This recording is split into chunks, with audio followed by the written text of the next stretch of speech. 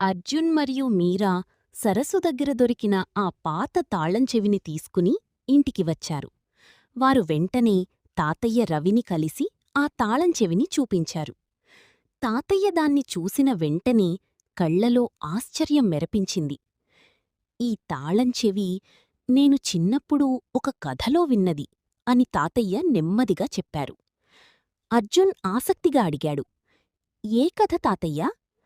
తాతయ్య చెప్పడం ప్రారంభించారు. చాలా సంవత్సరాల క్రితం మన గ్రామం మీద దొంగలు దాడి చేశారు. అప్పుడు గ్రామ పెద్దలు కలిసి ఒక విలువైన నిధిని దాచారు. ఆ నిధి గ్రామాన్ని కాపాడటానికి ఉపయోగపడుతుందని వారు నమ్మారు.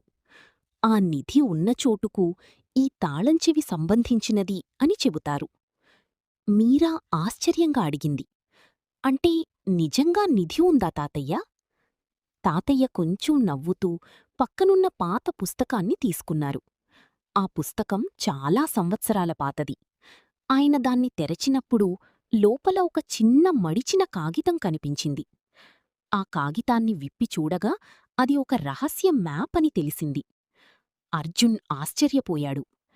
తాతయ్యా, ఈ మ్యాప్ మీద ఉన్న గుర్తులు తాళంచెవిపై ఉన్న గుర్తులతో ఒకేలా ఉన్నాయి.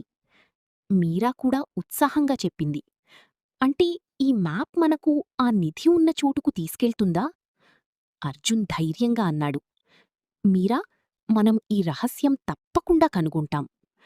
అలా అర్జున్ మరియు మీరా ఒక కొత్త సాహసయాత్ర ప్రారంభించడానికి సిద్ధమయ్యారు.